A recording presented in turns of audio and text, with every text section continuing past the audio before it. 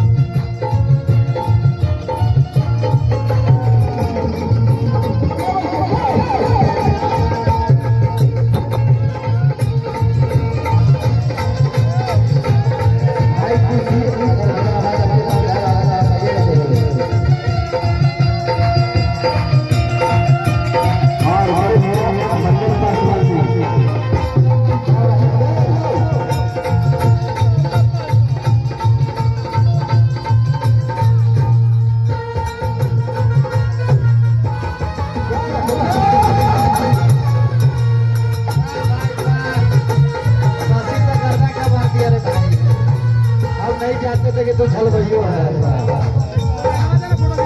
अगला तो बोला मैं तोरे बुक करेंगे भाई।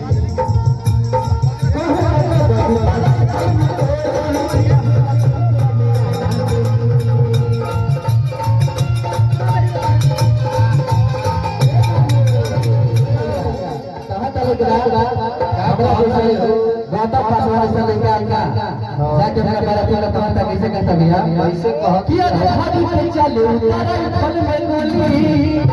अच्छा खोल समय आया के चोली समय आनो तो चोली होए लगले काबू के भाई तो पहली बार भैया भैया पहला खोल समय आना में चोली उल्टा बता दिए और बात ये हद पे चले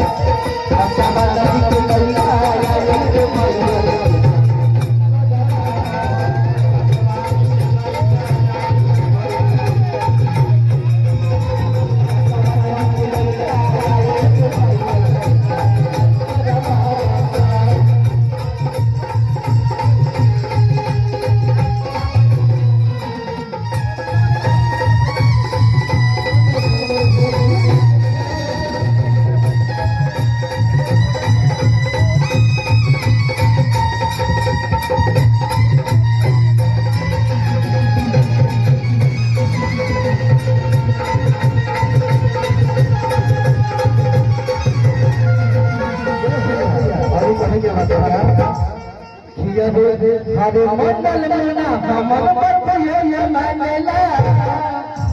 हरे हरि चिर जरूर पाती उतंदरेला बोला भैया हमारे भाई कैसे कहता ये ना हमर हमर बतिया मानेला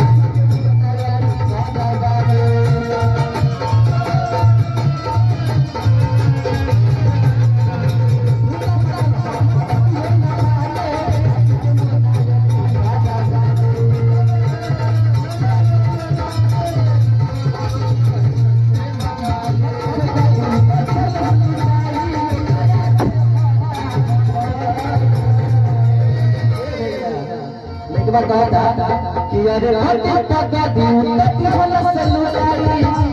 अरे अब गड़ी